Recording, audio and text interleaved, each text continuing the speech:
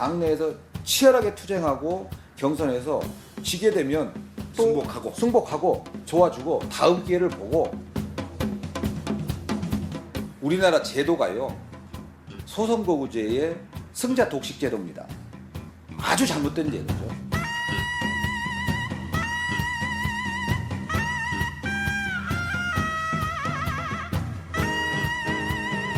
왜 최영재만이 우리가 생각했다. 이게 뭔가요?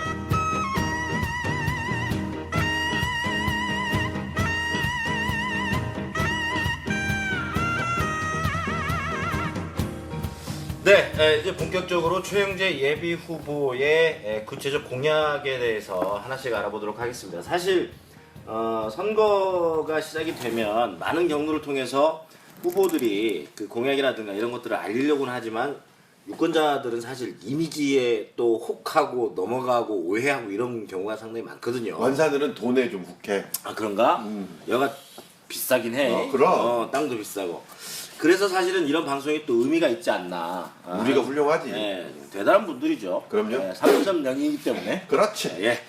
자, 그래서 이번 시간이 아마 여러분들 조금만 관심 기울여서 들어보시면 후보들 간의 어떤 변별력이라든가 이런 것들을 제대로 느끼실 수 있는 시간이 될 것 같습니다.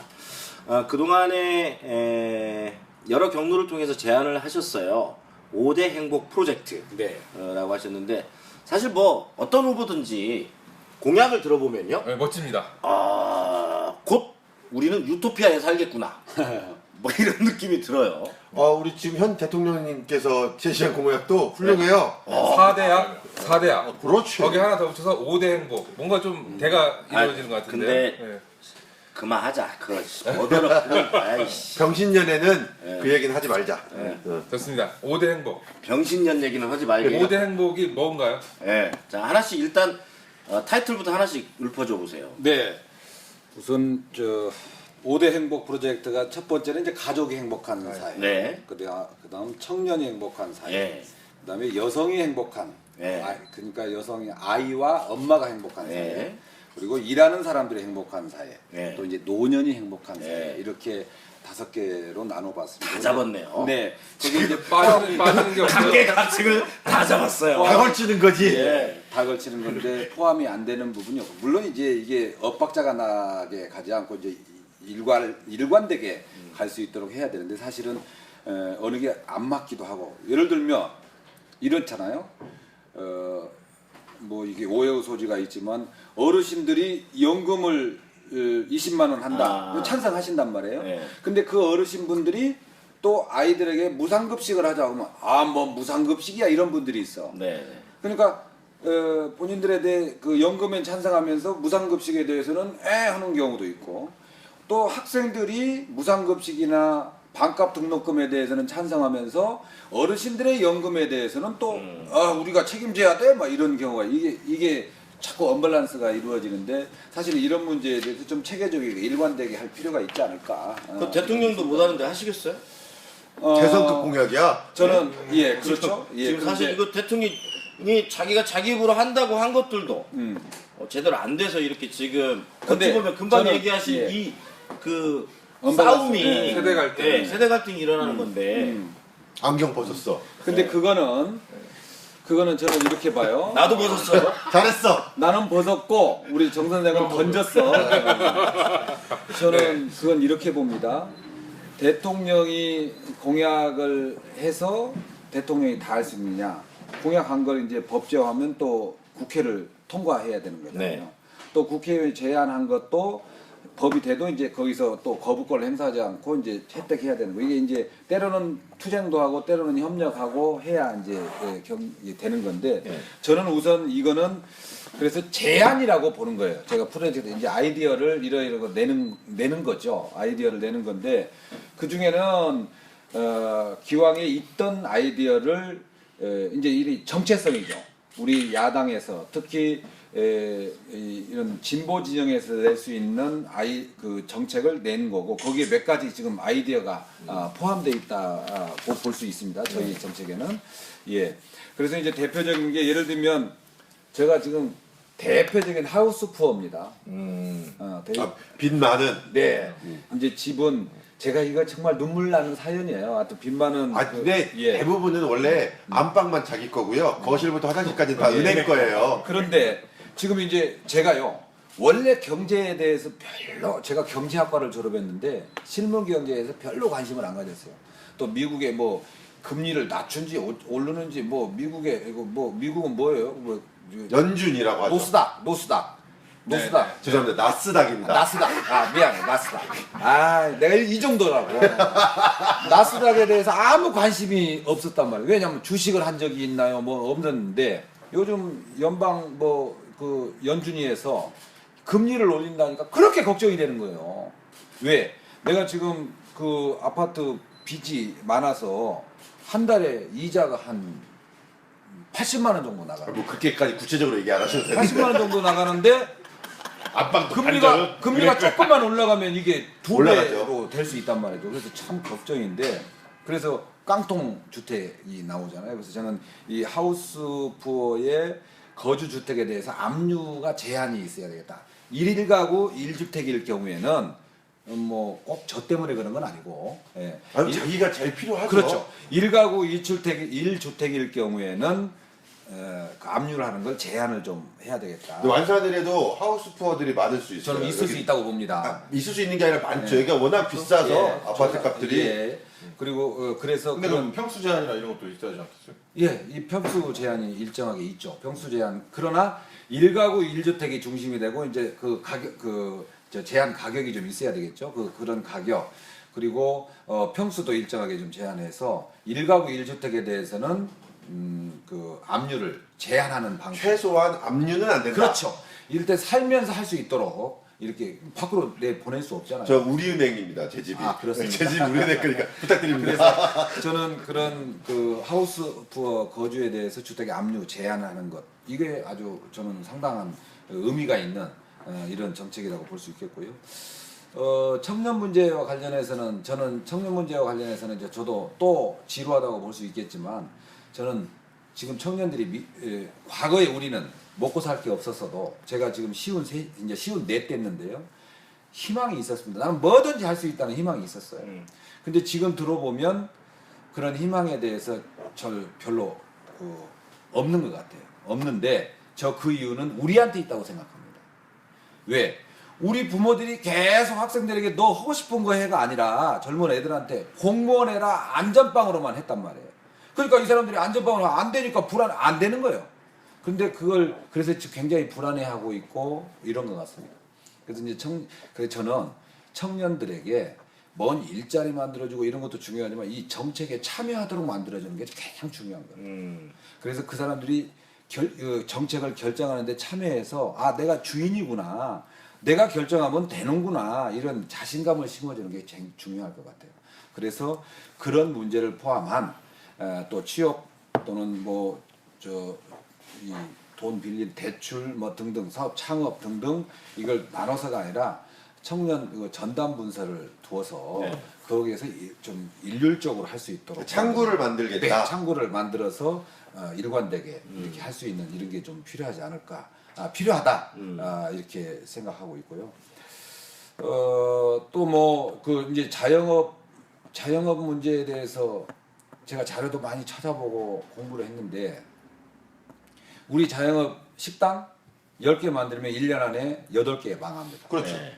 그러면 그 사람들이 그냥 그만두냐? 줄이거나 더 빚내서 또 하면 또 그렇게 되고 또 예를 들면 미장원 같으면 우리가 미용 자격증을 갖고 있는 사람이 60만입니다. 여성들이 60만이에요. 물론 남성 일부 있죠. 한국 사회에서. 한국에 60만이에요.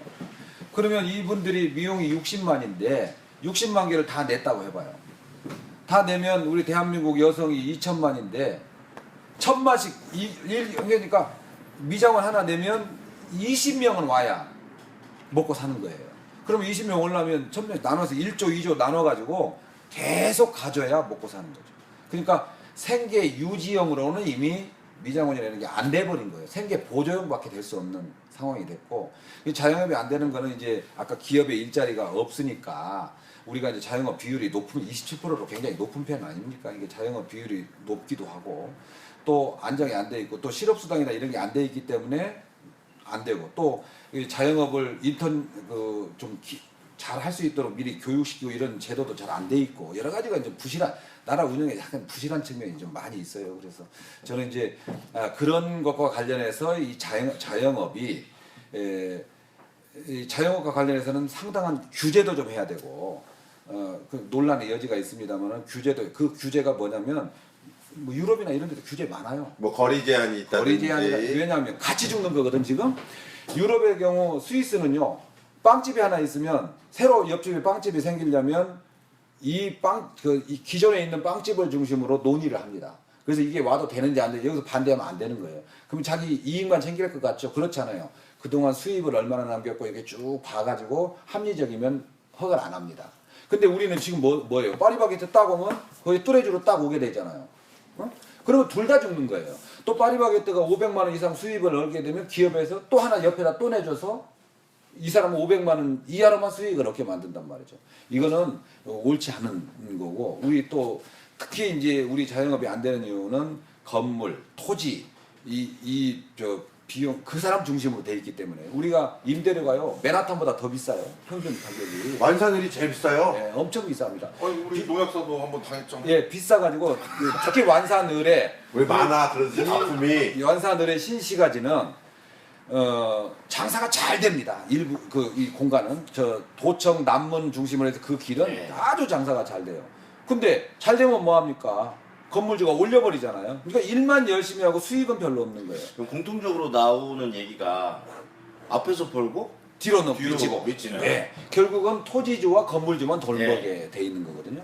그래서 저는 이제 이 계약 기간도 지금 2년, 3년 이렇게 돼 있는데 한 10년 정도 해서 평균 10년 해서 건물주 그러니까 임대 들어간 사람이 나 이거 못 하겠어 뭐 그냥 그건 계약이 파기되는 거지만 그게 그렇게 강제 건물 좀 표 떨어지는 소리. 아니 예. 근데요 이게 지금 최형제만의 얘기는 지금 사실 별로 없어요.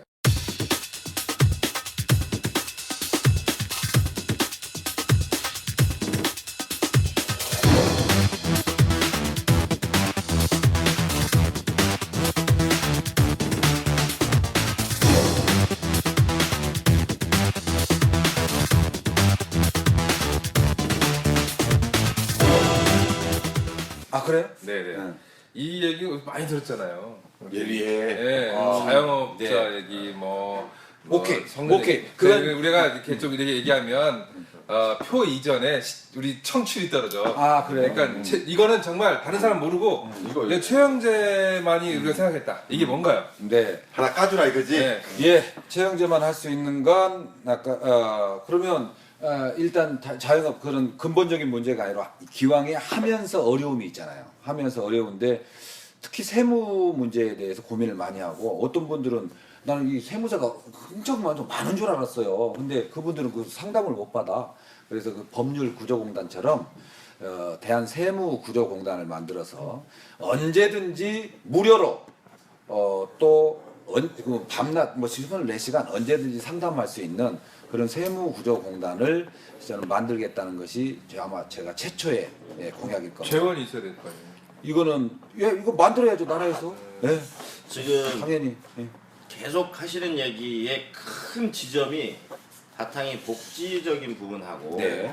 그거를 둘러싼 또는 그와 연대한 공익적 기능하고 네, 얘기 네. 많이 하시거든요. 네. 근데 사실 금방 뭐 술가게가 얘기를 했지만 이게 그냥 단도직입적으로 질문 드리면 후보님이 만약에 되셨다고 그래도 혼자 그게 가능할까요? 네. 가능 여부가 아니라 네. 우리가 발전 방향이 네. 그동안은 계속 성장 일변 들어가고 예. 또 성장을 통해서 왜냐하면 환율이 나쁘면 수출도 잘 되고 뭐 이렇게 예. 발전을 해 왔어요. 근데 지금은 이제는 그런 발전 방향이 아니라는 거지. 지금 박근혜 정부가 사실은 박근혜 대통령이 전 지지하지 않지만 대통령이 돼서 이 나라를 망하게 하고 싶겠어요? 전혀 아니 잘하고 싶지. 잘하고 싶은데 안 되는 거예요. 잘하고 싶은 것 같지 아, 않던데. 그래요? 잘하고 싶은데 노무현 대통령한테 경포대라고 그랬거든. 경제를 포기한 대통령이라고. 근데 그때는 4% 5%씩 성장했거든. 근데 지금은 1%잖아요. 그러니까 안 되는 거예요. 즉 이런 발전 전망이 잘못 세운 거예요. 과거에 박정희가 하던 식으로 하는 거예요. 그래서 안 되는 거거든. 그러니까 이걸 완전히 전환해야 된다. 시대적 흐름으로. 그런 점에서 제가 이제 공적 영향을 그러면 말씀하신 것처럼 예. 당선이 됐어요. 네. 그래서 근데- 이제 근데 이제- 완산을 초선의원 최영재가 네. 네. 당을 움직여서 네. 제안한 안을 지금 아까 세무구조공단 네. 만들자. 네. 그다음에 아까 청년 하우스 전담부서. 청년 전담부서 만들자. 하우스 푸어들을 위해서 1가구 1주택은 압류를 하지 못하도록 하자. 네. 라고 하는 건 국회에서 최영재는 한 표잖아요, 그냥. 네, 그렇죠. 그걸 어떻게 만들 거냐라고 하는 거죠. 그러니까 이제 컨센서스는 어떻게 만드냐. 그 지역 주민들이 저건 좋다. 저건 합리적이다. 이렇게 요구해서 압력을 넣으면 의원들도 움직이는 거거든요. 그렇죠. 사실은 이제 의원들이 국민들이 거기에 관심을 잘 안 가지고 자기 문제가 아니라고 봐서 그 도둑놈의 딜레마처럼 다른 생각을 하고 있기 때문에 안 되는 경우가 많거든. 근데 저는 이 문제는 그 아이디어가 안 나와서 그렇지 모든 분들이 공감하기 때문에 충분히 저는 합의를 얻어내는데 좋은 아니다 이렇게 생각해요. 제가 앞으로 할 얘기가 많지만 그거는 합의가 안 될 수도 있고 그렇지만 이 문제에 대해서는 합의가 저는 쉬울 것 같아요. 되기만 하면 네. 이건 네. 당론으로 아니, 채택해서 그렇기도 하고 제가 설사 안 돼도 지금은 제가 이제 설사 안 돼도? 욕심상 이제 제가 원래 우리 아이디어를 내신 분은 제가 지금 정책위 부의장이니까 좀 정책위 부의장으로서 가서 내서 좀 튀기도 하고 그래라 그랬는데 우선 제가 제 공약으로 일단 딱 해놓고 먼저 선빵을 때린 다음에 그 다음에 이제 곧 가서 얘기할 겁니다. 그럼 아마 우리 대표 공약으로 될 수도 있다 이렇게. 그러니까 이어지는 얘기가 이런 거거든요. 지금 예상되는 경쟁자 중에 하나가 장세환 씨예요. 네, 네. 이게 초선들이 다 전주시에 전라북도에 초선이 너무 많아서 힘들었다. 나 같은 권력 있는 사람이 나와야 된다라는 게 그쪽의 하나의 그 명분이기도 하거든요. 그래요? 네. 그러면 뭐 모르시는 것처럼 그러세요. 아니 그분도 초선이시거든. 이게 대면 최선이죠. 대면 최선이잖아요. 대면 최선이잖아요. 네, 네. 네, 한번 해봤다는 얘기죠. 어떤 무리가 있어야 되는데 무리가 있을 아니 그러니까 일단 이제 장세환 씨나 이런 소위 말하는 올드보이의 명분이라는 거죠. 전체 네. 우리가 관력 있는 우리가 내는 것이 똑같은 네. 얘기를 하더라도 네. 영향력이 있다. 먹힐 거다. 그리고 우리는 한번 네. 해봤기 때문에 네, 네, 네. 가는 길을 안다 네. 이런 얘기잖아요. 이분하고 비슷한 얘기가 네. 될 것 같아요. 그럼요. 명분만 가지고 설득이 될 것이냐 이 얘기. 명분 가지고 나는 줄이 있다 이 얘기를 하세요. 아니요 명분 가지고 충분히 됩니다. 근데 왜 지금 이제 표현을 올드보이라고 하셨는데 이제 그분들이 올드보이는 아니고 이제 한참 일하실 수 있는 분들인데 이래요. 점잖으시네. 우리 전라북도 예산을 보시면 2조, 3조, 4조, 5조, 6조 이제 3년째 6조거든요. 그러니까 그 시기에 우리 대단한 대통령 후보도 있었고 또 다선 의원들도 있었고 그렇지만 예산은 그 정도였어요. 지금 초선이 많다고 했지만 지금 6조 유지한단 말이에요. 6조를 유지하고 있단 말이에요. 그래서 저는 초선이라서 뭘 못했다고 그랬지만 저는 뭘 못했는지 모르겠어요. 예산 따오는 거 아무 문제 없이 잘했고 그 초선이든 의지의 문제지.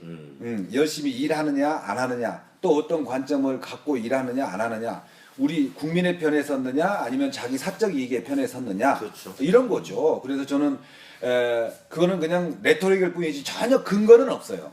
근거는 없어. 그리고 예를 들어서 뭐 지금 안철수 의원 영향력을 갖고 있지만 재선 3선인가요?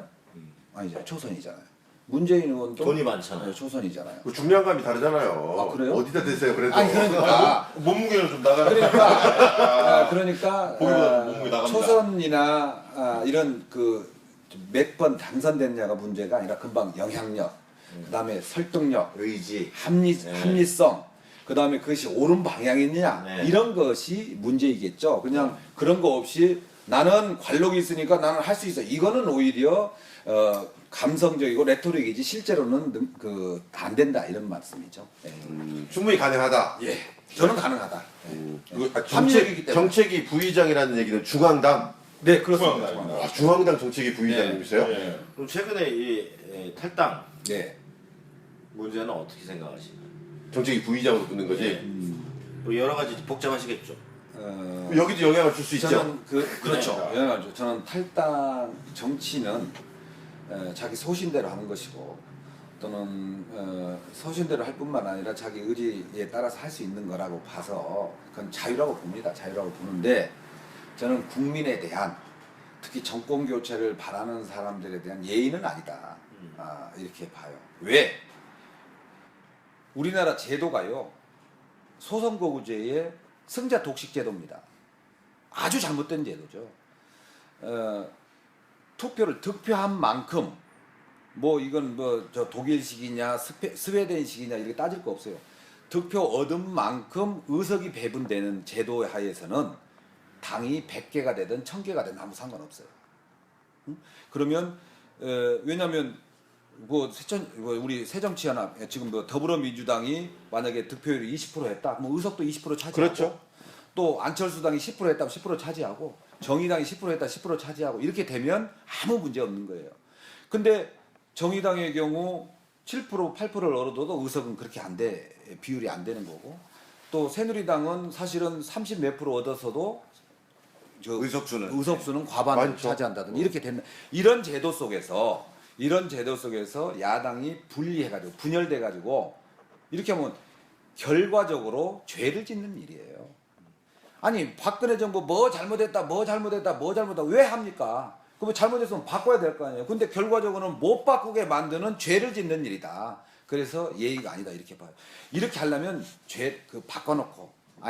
제도를 바꿔놓고 해야죠. 제도를 바꿔놓고 하면 문제 없어요. 자, 독일이나 이런 데는요.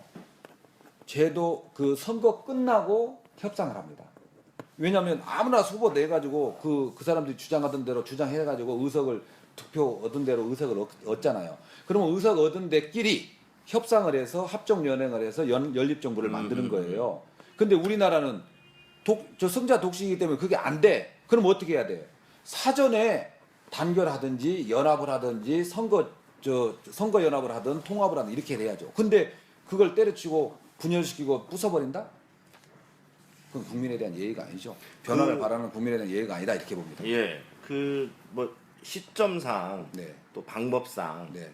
좀 옳은 일은 아닌 것 같다라고 네. 하는 얘기신 것 같고, 네. 사실 이제 우리 전주 완산 을 지역만 해도 같은 당에서 이제 또 예비 후보로 나오신 분들 네. 있잖아요. 네. 그래서 사실 이런 문제는 또 똑같이 질문을 드릴 수 있는 거라고 봐요. 그러니까 금방 얘기하신 것처럼 그러면 좀 하나로 모아가지고 좀 유권자들한테 혼돈스럽지 않게 네. 좀 해 주셨으면 좋겠다 하는 얘기도 나올 것 같거든요. 네. 그러니까 제가 이제 다녀보면 네. 싸우는 사람들을 미워서 나 여당 찍고 싶어 이런 분들이 열이면 두세 분이 계세요.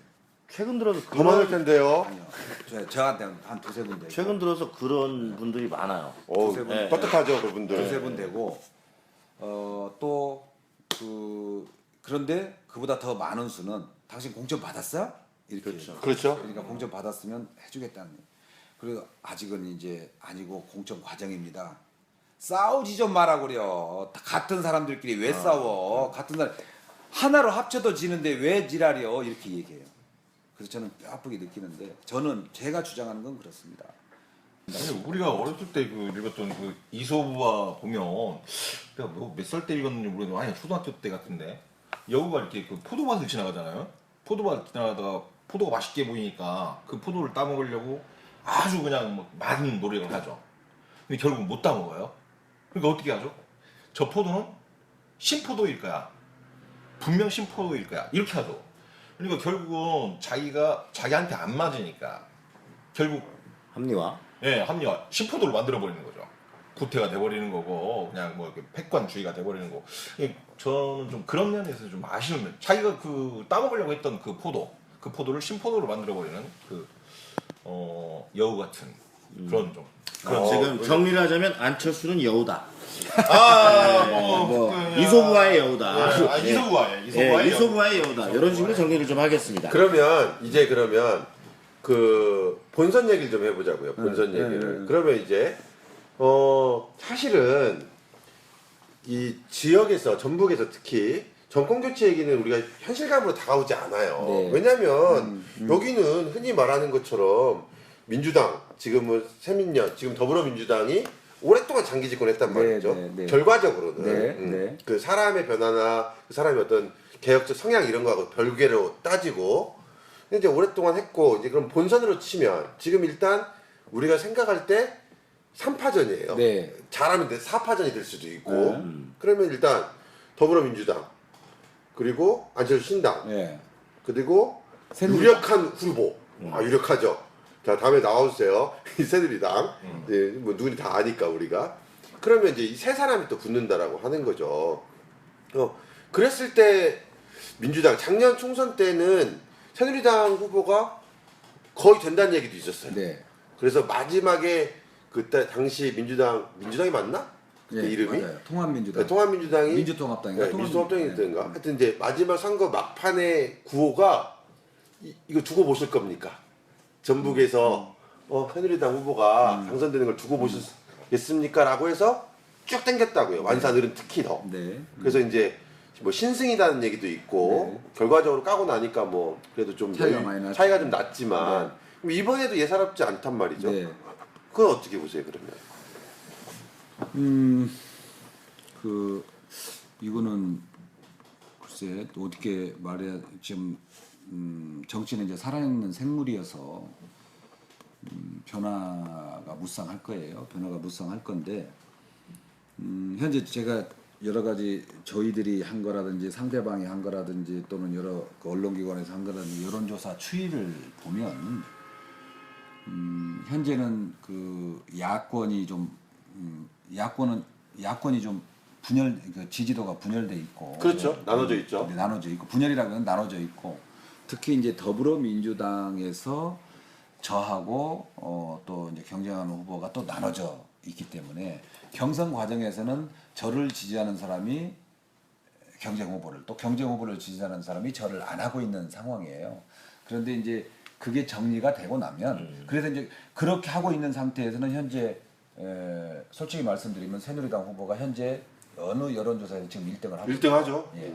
그다음에 이제 그 우리 더불어민주당에서 2등, 3등을 하고 있고 신당에서는 아직 유력한 후보가 지금 없는 상태이기 때문에 거기는 이제 또 이제 통합이 되고 당을 창당하고 나면 이제 후보가 정리되면 좀 달라지겠죠. 그래서 이제 거기도 지금 당 그 신당의 인지도나 이런 신당의 지지도를 보면 말씀하신 대로 3파전은 충분히 될 거라고 보고 있고, 근데 저희 더불어민주당에서 현재 2등, 3등 하는 후보 둘이 이제 경선에서 후보로 결정이 되면 일부는 이탈하겠지만 그 둘이 합쳐지면 지금도 여전히 약간은 우위에 있다. 합치면. 예. 그래서 제가 그걸 안심하거나 뭐 과신하는 게 아니고 현재는 그런 상태인데 우리 전라북도 유권자들의 민심이 지금은 미워서 그 지지를 않는단 말이에요. 지금 고민하고 있단 말이에요. 신당과 그 현재 더불어민주당에 대해서 고민하고 있고 이거를 찍어야 잘할까, 이거를 찍어야 그 정권 교체를 할까 이렇게 지금 고민하고 있는 이런 상황이란 말이에요. 더군다나 이제 지난번에 전남에서 이제 구례 곡성인가요? 여기서 이제 새누리당 후보가 보궐선거에서 됐잖아요. 뭐 이정은 최고위원. 기대를 하고 뭐 예산 폭탄이니 뭐니 해가 뭐 의대를 하네. 근데 이제 그게 안 되니까 거기서도 북석이고 여기서도 기대 심리가 낮아진 건 사실인데 그러나 또 어떤 기대감을 부추길지는 내가 알 수 없죠.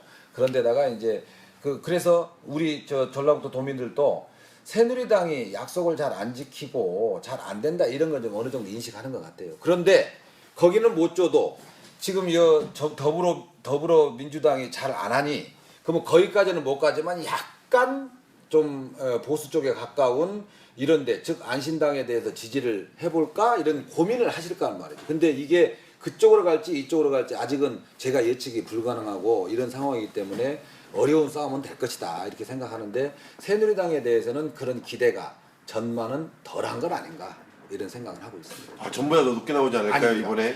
이정현 그 학습 효과를 보면 이정현 씨가 두 가지였잖아요. 예산 폭탄하고 의대. 근데 의대는 이미 포기가 됐고 예산도 폭탄은 아니잖아요. 수리탄은 됐는지 모르지만. 예, 그래서 우리 전북 도민들이 거기에 대해서는 이미 학습을 한 것 같아요. 네, 그러면 오히려 이런 얘기잖아요. 예전엔 이 지역에서 공천 받으면 다 된다. 네. 이런 거였는데 지금 그렇지 않다라고 네, 생각합니다. 예, 그렇습니다. 특히 완산을해서는. 네, 네.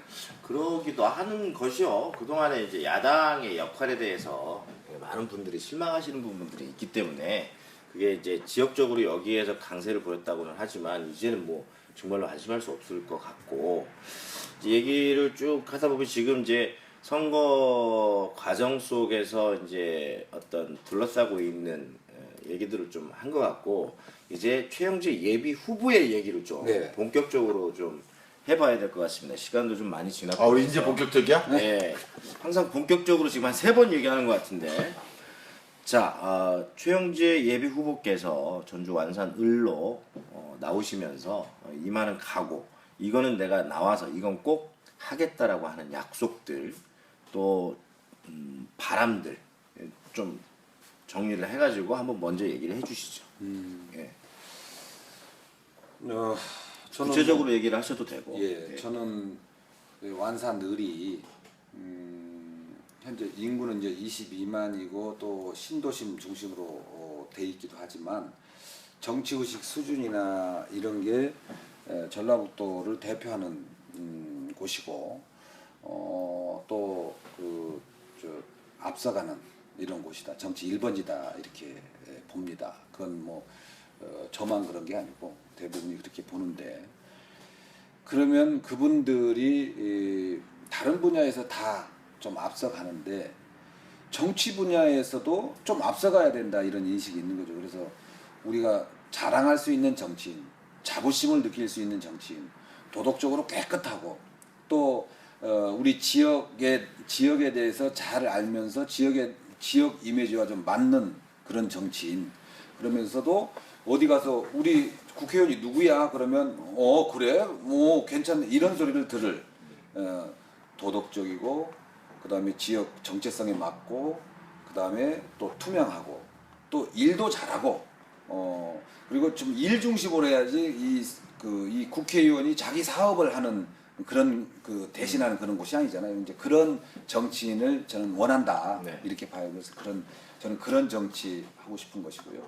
그다음에 이제 아까 5대 행복 프로젝트처럼 각 세대를 아울러서 일관되게 어린아이 그러니까 요람에서 무덤까지 이런 일관된 그 프로젝트를 통해서 한꺼번에 그러니까 어디가 좀 풍선 효과처럼 어디를 누르면 어디가 안 되고 이런 게 아니고 좀 제대로 될 수 있도록 그러니까 합리적이면서 완벽한 그런 정치인 하고 싶다 이렇게 생각하고 있고요. 그러니까 그래서 이제 완산을의 유권자들이 원하는 게 아까 뭐 도덕적이고 깨끗하고 투명하고 이런 정치를 원하는 거기 때문에 이제 일단 1차적으로 그런 정치인이 되겠다 이런 각오를 좀 밝히고요. 이제 완산을은 여기 완산을 우리 지역적으로 좀 한정하면 아까 상가도 형성돼 있고 그렇지만 번잡하기는 하는데 수익이 안 남는 이런 구조이고 또 여기가 이제 사람들이 모여들다 보니까 과밀학급 문제도 좀 있고 또 급속도로 인구는 늘어가는데 인프라는 좀 부족하다. 모양은 좋은데 인프라가 좀 부족하고 또 그다음에 땅값이 너무 올라 있는 상태이기 때문에 뭐 들어오기도 함부로 어려운 이런 구조가 돼 버렸어요.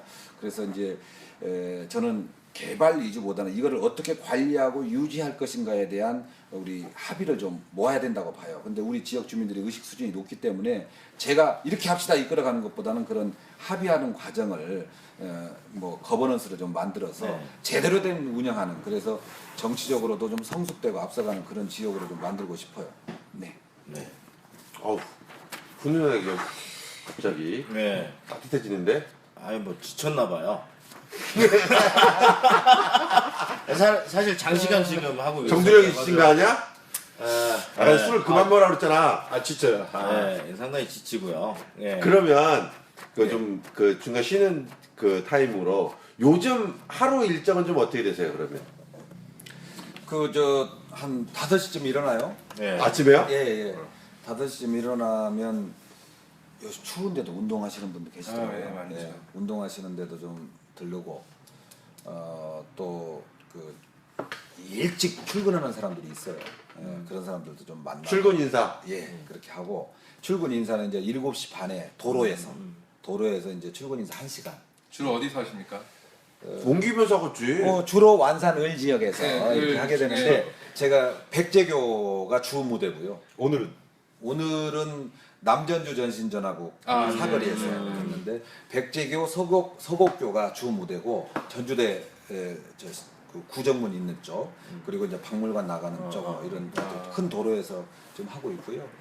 그 다음에 아침밥은 좀 먹고 네. 사무실에 와서 잠깐 미팅을 한 9시쯤 합니다.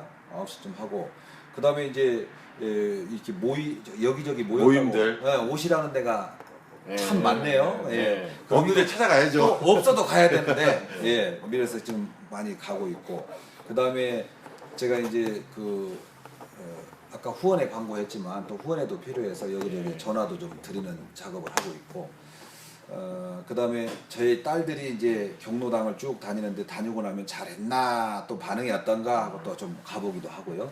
예, 이렇게 하고 저녁에는 한 11시까지 이제 그 저녁 모임이 한 5군데씩 다니니까 이렇게 쭉 벌려서 좀 가고 있는 상태입니다. 근데 지난번 경선 때는 제가 11시 이후에도 막걸리집 뭐 술집까지 다녔는데 제가 그건 체력만 소모될 뿐이지 표에는 도움이 안 된다. 예, 기억을 못 하시더라고요. 그분들도. 그분들이 기억을 못 해. 또 저도 또 그래서 11시 이후에는 그 후보님 기억하십니까?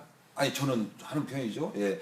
아니 그러니까 반응이 안 좋았다는 기억을 하는 거죠. 예. 그래서 지금은 또 솔직하시네. 지금은 커피숍을 12시 1시까지 하는 데가 있어요. 그렇죠. 있어요. 예. 저기 저 신시가지에 네, 몇 군데 네, 있어요. 네. 아니 전략인데 노출하시면 안 돼. 예. 그래서 커피숍도 좀 들리고 그다음에 하여튼 11시 이후에는 또 사무실 들어가서 상대 후보 쪽에서는 커피숍은 생각을 못했을 텐데. 상대국 좀 당구장적으로 뚫는 거 아니야? 그러니까 사무실에 들어와서 이제 정리도 11시쯤 와서 하고 빡빡하네요 정말로. 근데 사실 이제 이게 공천을 받으시면 네. 또 4월 달까지 계속 그렇습니다. 반복되어져야 되는 일상이니까. 4월 12일까지. 예.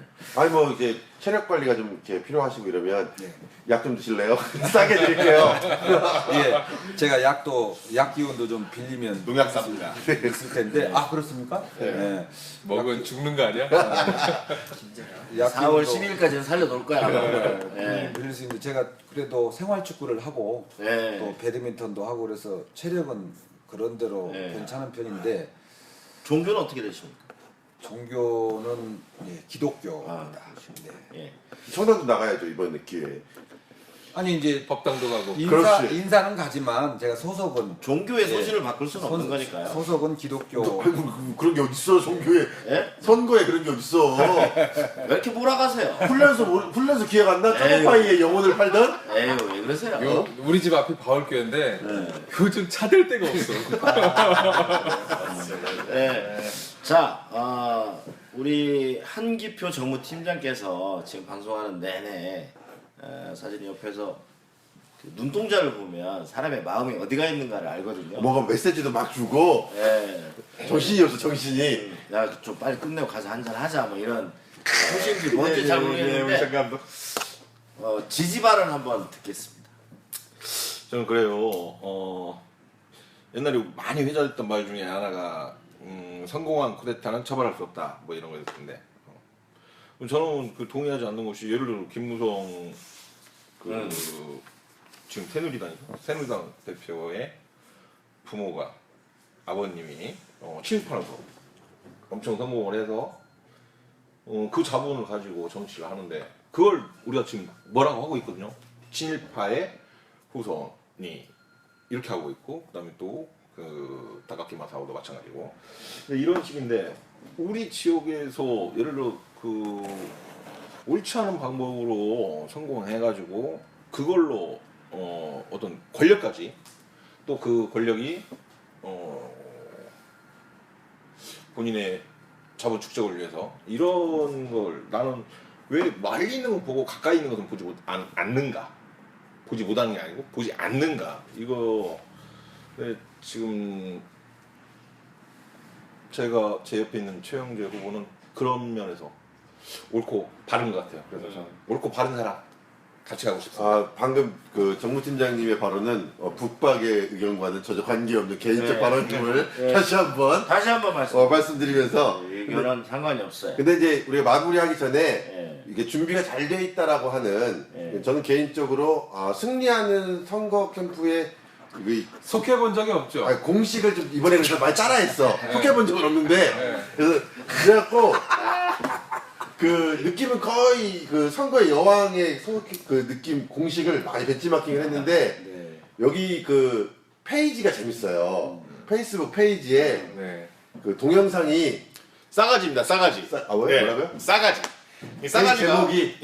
싸가지 있게. 싸가지 있게. 싸가지. 원래 싸가지가 없는 분인데 아니 우리 싸가지가 있죠. 싸가지가 있게. 싸가지가 우리 싹수 이런 말이잖아요. 싹수 있는 싸가지 있는 여기 공약을 그 연기를 해요.